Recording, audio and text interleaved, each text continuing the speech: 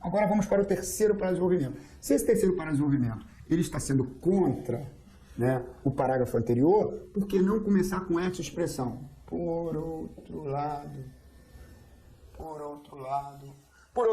vírgula. Quer dizer, contrariamente às ideias apresentadas no parágrafo anterior, os homossexuais em busca do espaço restrito na sociedade afirmam que nenhum dos argumentos contra a legalização do casamento entre eles tem consistência. Quer dizer, nenhum dos argumentos citados no parágrafo anterior. Né? Aí, ó, lendo a redação da aluna, ela coloca aqui segundo. Então, o ideal aqui é utilizar o quê? Primeiro, para poder haver o quê? Um paralelismo sintático, uma relação adequada entre os termos. Primeiro, porque a conquista da felicidade não pode ser considerada pecado. A igreja foi contra lá, desde que não se fira ninguém diretamente. Em segundo, conforme algumas teorias, ser homossexual e heterossexual é fruto de uma opção e não de uma anomalia. Lembra que no parágrafo anterior disse que era uma anomalia?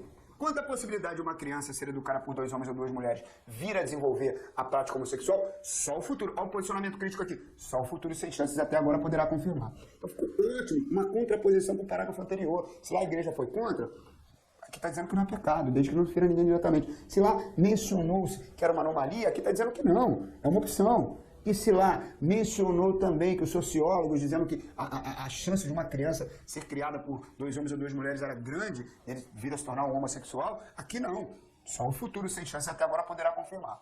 E aí vamos para o último parágrafo, que é a conclusão. Então já temos aqui, né, o primeiro, segundo e terceiro parágrafos da dissertação e o último parágrafo aqui, que é a conclusão. Escolha um, lembre-se. Utiliza um desse modo, dessa forma. Eu gosto muito do como se vê, que não é tão repetitivo. Muitos usam diante do exposto. Desse modo, como se vê, poucos usam. Então não importa a minha redação. Vou abrir meu último parágrafo para sintetizar, reforçar o que foi dito. Como se vê? Como se vê o quê? Que muitos são contra e muitos a favor. Nós temos argumentos contrários e a favor. Quando se fala de um preconceito, quem sofre de fato é a vítima, ao posicionamento crítico. E por ser vítima, deve ser ouvida primeiro. No que concerne aos homossexuais, ao longo de inúmeras gerações, já sofreram sem dúvida todo tipo de repressão. Poderia parar aqui. A sociedade sempre foi muito injusta com eles. Poderia parar aqui. Teríamos 4 linhas. A aluna até se estendeu um pouquinho, porque ela quis utilizar um outro fechamento do parágrafo, que seria a relação da palavrinha aqui, ó. Portanto, escrevendo no texto o elemento conclusivo, você mostra para o avaliador que você está fechando o texto. Jamais use. Devemos concluir que, concluindo, conclui-se. É óbvio que estamos no último parágrafo. Não se esclarece o óbvio. Escrever concluindo na última parágrafo é a mesma coisa que começar a redação primeiramente. É uma coisa até bacana, que a gente brinca.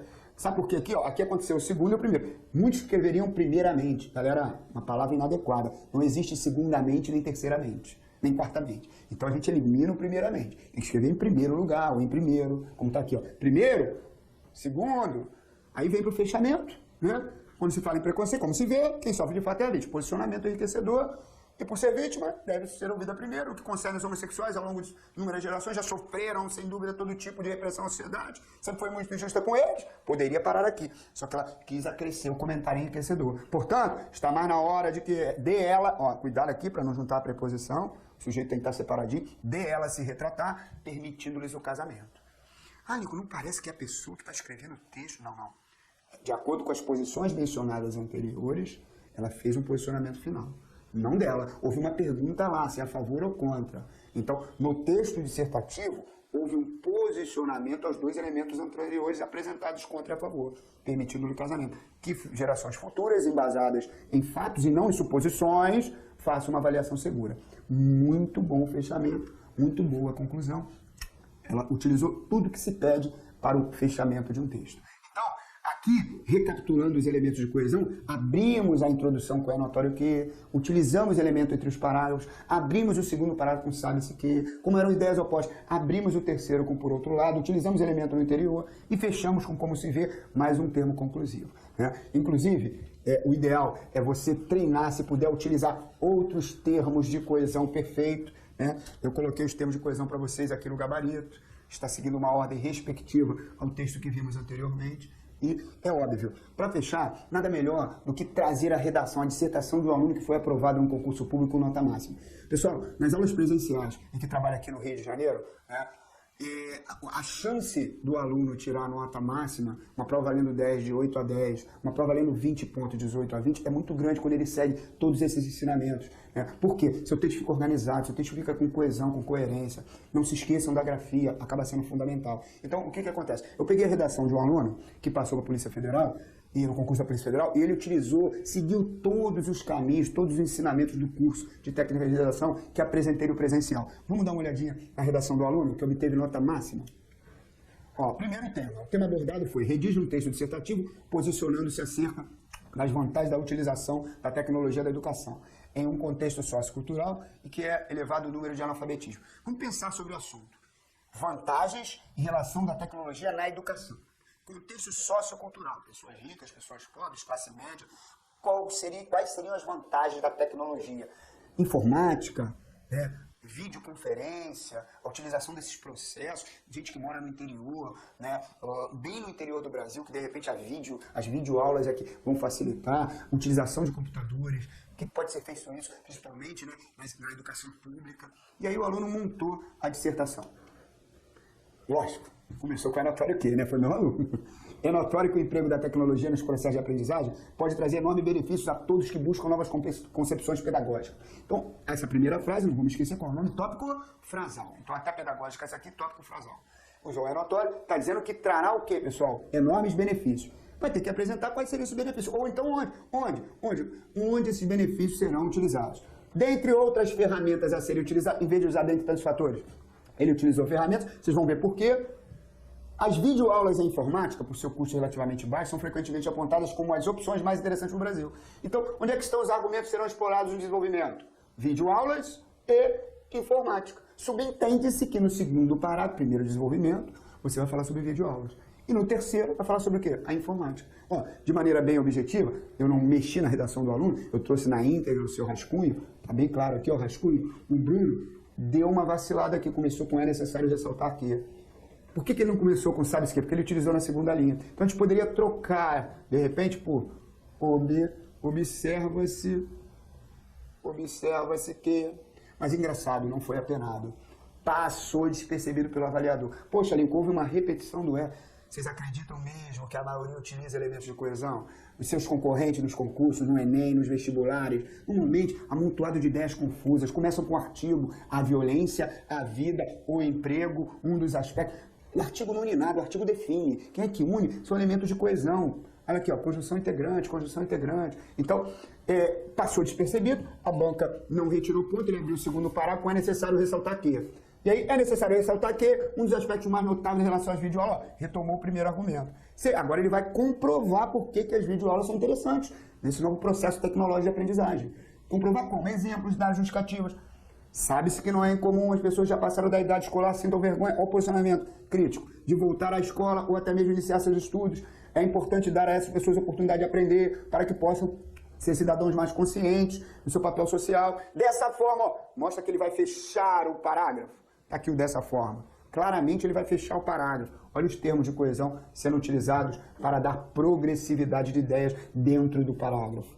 Dessa forma, seria de grande valia uma iniciativa estatal. Ou algo a mais, comentário enriquecedor, no sentido de incentivar a produção e a difusão dos produtos audiovisuais de qualidade. Então ele citou que as videoaulas são importantes, apresentou argumentos que comprovam e fechou dando algo a mais, iniciativa da estatal. E aí vai para o segundo para desenvolvimento, na verdade o terceiro para da redação, falar sobre informática antes do fechamento.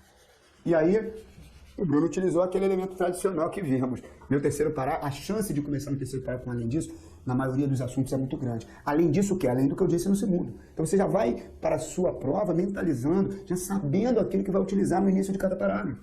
Além disso, a informática retomou o segundo argumento. Aliada a bons profissionais para orientar o uso e a exploração das possibilidades, pode auxiliar a todos, jovens e adultos, no processo pedagógico. O computador serve como instrumento motivador para todos que buscam alternativas em relacionamento. Ele procura engrandecer o que foi dito na primeira frase.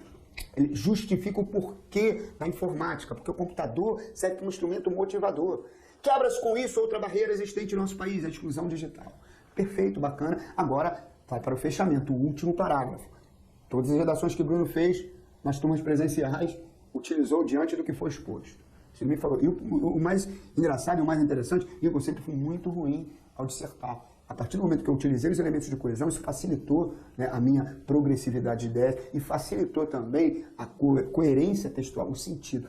Meu texto ficava desconectado com artigos, preposições, pronomes soltos, sem dar continuidade. E aí ele abriu com diante do exposto. A ideia é fazer o que mesmo? Retomar a primeira frase da redação. A elaboração de políticas públicas sérias, de qualidade, que tem um objetivo. Olha aqui, é notório que o emprego da tecnologia aprendizagem trazer enorme benefício que busca concepções pedagógicas. Ele foi lá, retomou a ideia. A elaboração de políticas públicas sérias, posicionamento crítico, algo a mais em cima da tese. De qualidade, que tenham por objetivo o aperfeiçoamento dos métodos de ensino, são fundamentais para reverter o quadro atual de analfabetismo no Brasil. Desse modo, como todos os exemplos que vimos, o fechamento e o desenvolvimento também tem um termo de coesão conclusivo, seguido de vírgula. A utilização de novas tecnologias surge como forte aliada no combate à ignorância e também na adequação dos processos pedagógicos mais conservadores. Poderia parar aqui, ele ainda deu um algo a mais, o cuidado para também não estender muito na conclusão. Resta saber se é de interesse de nossos governantes que o povo brasileiro se torne mais culto. Olha lá, pessoal, média do Bruno, 5. 5. Média da redação, 5. Então, na época, a redação valia 5, ele tirou 5. Então, é importante que a gente entenda o caráter da estrutura da redação. De que forma isso deve ser apresentado. Primeiro, vamos lembrar, 4 parágrafos, o ideal, até porque você não tem muito tempo para fazer a redação. 1 para a introdução, 2 para o desenvolvimento e 1 para a conclusão. Não vamos esquecer dos termos de coesão sendo utilizados corretamente. E aí, nada melhor, Lincoln, não tem como você apresentar para mim um modelo prático, aquele bizu, a redação quase que prontinha, uma receita de bolo. Aí faça, só preencher. Eu montei isso para vocês, é a surpresa que eu deixei no final do curso de redação. Uma receita de bolo, com as técnicas, as formas e tudo que se pede dentro de uma boa dissertação. Vamos ver essa receita de bolo? Olha lá, modelo prático dissertativo. Show de bola, maravilhoso. Para o primeiro e segundo parágrafos aqui. Você vai começar com o anotório o quê? O que você vai escrever na primeira linha? Afirmação inicial em relação ao tema. Então você vai retomar. Posso utilizar até o tema para abrir o meu texto? Pode. Inclusive, de repente, acrescente um elemento de coesão. Eu até brinco que eu gosto muito do é consenso o quê. Por que eu não falo para os alunos utilizarem é consenso o quê? Senão muitos vão escrever consenso errado. Com é notório, muitos esquecem do acento. E não esqueçam, não existe vírgula aqui. É um erro grosseiro. Já na terceira palavra você vai ser apenado com pontuação. Não existe vírgula aqui. Então você faz uma afirmação. Dentre tantos motivos relevantes também é o termo de coesão. Estamos no primeiro parágrafo. Ainda aqui é o primeiro parágrafo, não há espaço. Estou vendo que tem um pontinho aqui, eu continuo na mesma linha. Dentre tantos motivos relevantes também. E apresento a apresentação dos argumentos. Utilize apenas 2 argumentos. Então, 1, 2, 3, 4, 5, 6. 1, 2, 3, 4, 5, 6 linhas, mais ou menos, 5 a 6 linhas. Que é a base mais ou menos 5. Vou para o segundo parágrafo da dissertação. Então, o primeiro parágrafo vai até aqui. Top frase é a apresentação dos argumentos. Segundo parágrafo, abro o meu segundo parágrafo, sabe-se que? Faço uma retomada do argumento com uma afirmação. Olha o elemento de coesão aqui maravilhoso. Tá com enumero para comprovar o que eu escrevi aqui e fecho. O que mostra que estamos fechando o parágrafo? O elemento conclusivo. Então, retomo o argumento, apresento enumerações, dados justificativos e fecho com comentário crítico enriquecedor. E aí vou para o terceiro e quarto parágrafos da dissertação. Então, lembrando, aqui é o primeiro e aqui é o segundo parágrafo. Vamos para o terceiro e quarto parágrafos da dissertação. Além disso, não vamos esquecer de começar com além disso. A gente ri e brinca porque, de repente, alguns alunos chegam no dia da prova, será que eu utilizo o anatório? Será que eu utilizo além disso? Já encontrei alguns policiais federais no Aeroporto Internacional do Rio de Janeiro, que foram meus alunos, quando me viam de longe, Lincoln, é anatório o quê? Já sabe que o cara tem aula de redação contigo.